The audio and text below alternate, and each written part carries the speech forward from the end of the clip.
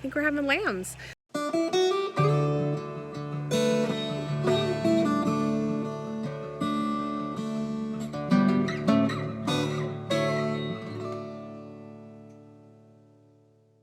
Okay, I'm all bundled up to go look at the goats this morning. Last night I did not film. After the babies were born, I was kind of shook up, and we basically came in, got some warm molasses water and took it out to Gemma so that she could kind of replenish her electrolytes. That's good for her. And this morning, well, we tried to get her to eat garlic last night. She wouldn't eat it plain. It's one of the things that we feed the goats sometimes, but we usually do it while we're milking, and we put it in their feed with their wormer and their molasses, and it kind of all is mixed up and they just eat the whole thing. Hold on. Try to get her to eat the garlic, and I have, it's kind of dirty because it was out in the goat stand for a while, but it's an immune support, kind of like an echinacea that we might take for immune boost, but because I had to pull the kids, I definitely want to boost her immune system and stave off infection. I am worried about it. We're gonna just start out right away before we see anything bad, and we're gonna do some preventative. It's very rainy today. I'm not sure I can have the camera outside. It's just muddy and mucky out today. It's supposed to be all week. We also have a puddle in the barn again. It's not quite, a lot of times it's over there. It's not quite there yet. It's getting there. But it's kind of flooding in. What happens is there's snow buildup on the outside, and it rains and runs back into the barn instead of out of the barn. So that's fun. Let's make a snack for Gemma with molasses, wormer, and some immune boosting powers. Well, I had a spoon for this, but for now it's supposed to be about a teaspoon. Just sprinkle that over it. I left the garlic in the stand hoping she'd eat it overnight, so I'm just gonna pour a little of the echinacea in, maybe a little more, and then molasses. And it's cold out, so it's kind of slow as molasses. All right, here we go.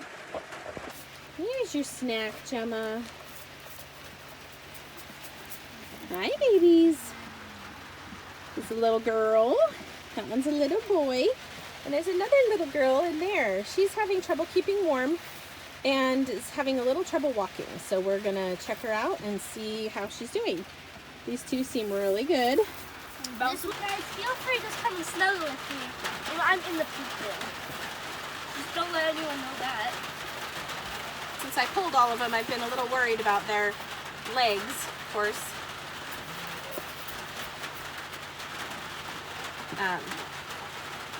Let's see you.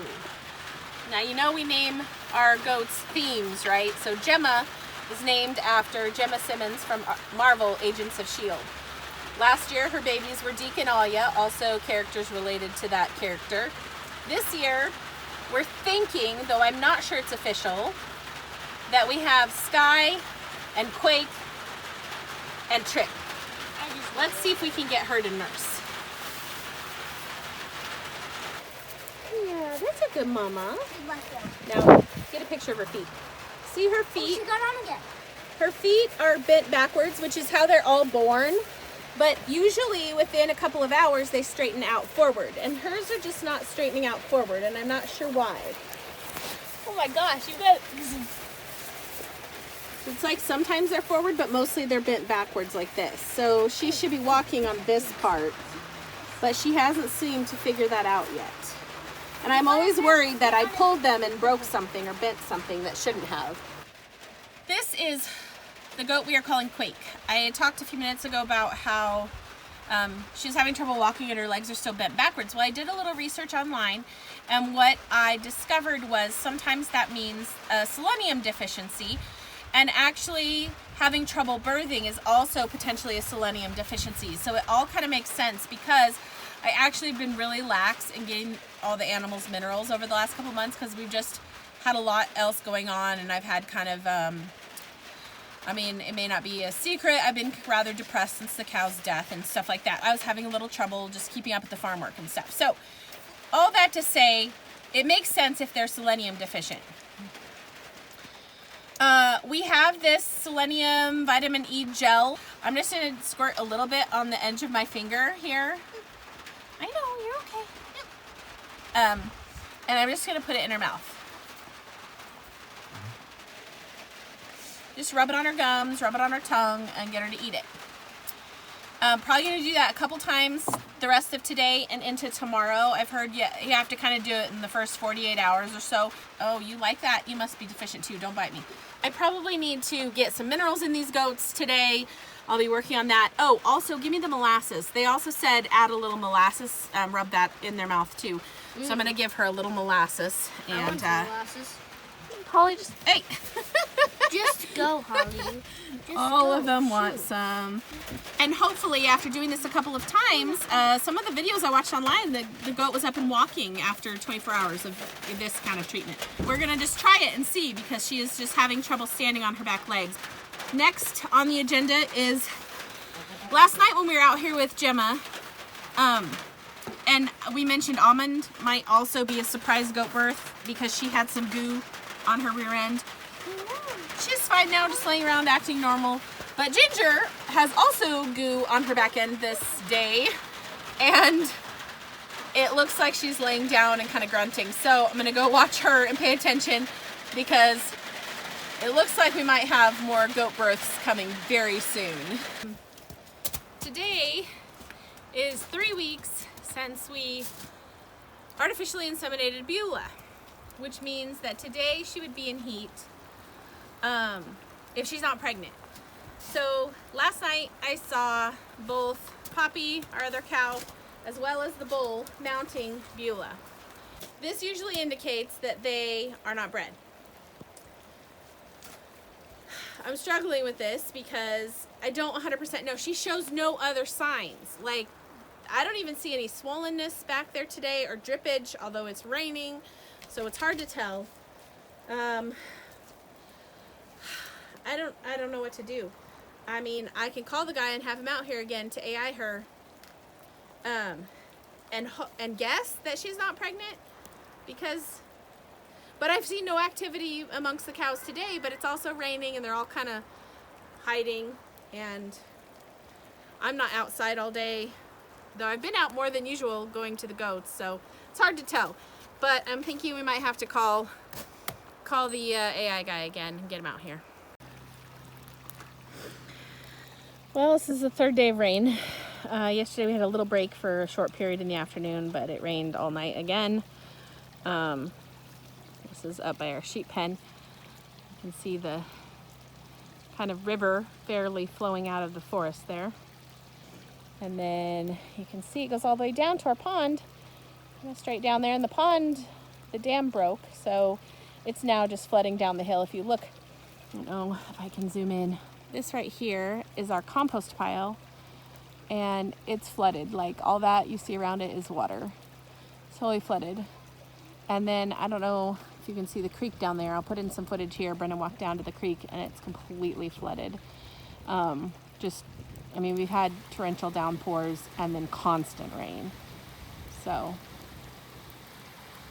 with the clay soil, it doesn't really sink in to the soil. Everything is a mucky mess. So I came out this morning, and it looks like she's in labor. She's kind of lifting her tail and kind of stomps her back legs a little bit. And I'm trying to be careful because she's skittish, and I don't want to make her upset. But I do want to observe and watch and make sure she's okay. But I'm pretty sure we're going to have lambs tonight. The problem is that she's not tame. Like the goats, I can go right up to them and I can sit in the stall and they'll like come and nuzzle me and let me pet them. And the sheep are just not that way. I really, really don't want to make her nervous. They're so nervous. But again, like now with having had to pull Gemma's kids, I'm like, if something goes wrong, I want to be here. I just don't want to lose babies. This is our meat for the fall. Maybe more breeding stock, but I don't want to lose them. So I want to be here, but again, would she even let me near her, or she would run away? It's not too cold today, so I'm not worried about that. It's raining, so it's wet, but it's not cold. It's not that big of a deal. Now we go into tonight, and as long as they're born during the day and I can get them dry before tonight, then I'm not worried. If they go in the middle of the night, I'll come check and make sure, but we're just on lamb watch. Okay, she just stopped and spread her legs.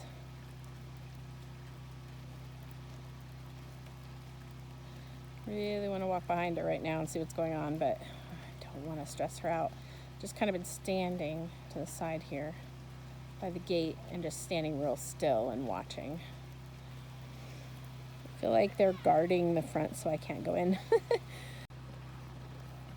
I don't know if there's any way you can see inside there. She has laid down and she is like straining and flipping her lips up and panting heavily.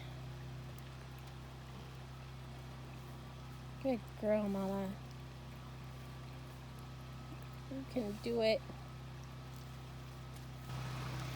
I've inched a little closer, but both Hamish and Basil have come and stood by my legs, which is really not like them. I mean, Hamish comes to me all the time, but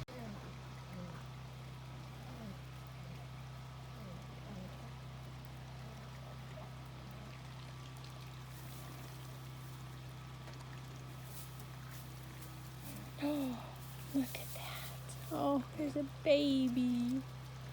Oh, shoot. I can't see it. Oh my gosh. She's such a good mom. I look at her licking it off. Oh, good job, Apricot. As she turned around, I saw the next one coming out, so she's about to give birth to the next one. So I'm pretty sure that little one's a girl because I saw it. When it turned around, it peed, and that's where a girl pees, so. She's tried to nurse a couple times. The biggest thing I've heard is if you haven't shorn them before they have babies, is they might get a hold of some wool and then not be able to find the teat. And sometimes if they don't get milk, then of course it makes them not try to nurse again. So she does keep trying. I just hope she's getting a teat.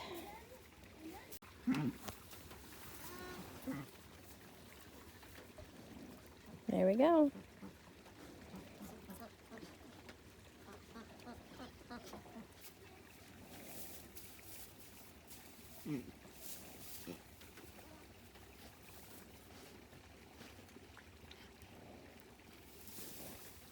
Oh, come on.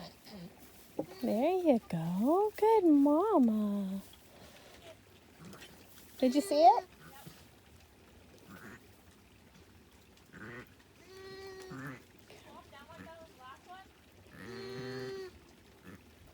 Come on, come lick it. Mama, get up. Lick it. Good girl. Not doing enough cleaning of the new one. Still focused on that first one. That's going to bum me out. That second baby needs cleaned off, Mama. And we have a third one coming out. Because she's so focused, I can scoot closer. But I'm nervous they're not finding the teats under there. It's making me really nervous because I just don't think I can hold her and let them nurse until they figure it out. Come on, girlie. There's another one in there. You can do it. There it is. It's coming out. Oh, there we go. Okay, Mama, get it. Come on, Mama, get it. There we go. Oh, my gosh. Get it. No, there's not enough of one mama to go around now, is there? Hello, little one. Welcome to the farm.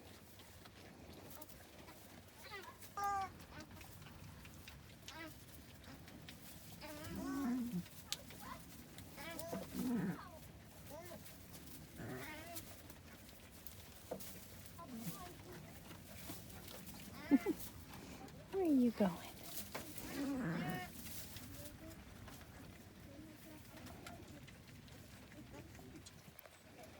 That last one is really tiny. I mean, I kind of think they're all girls. The middle baby, I have not fully got a glimpse of their rear.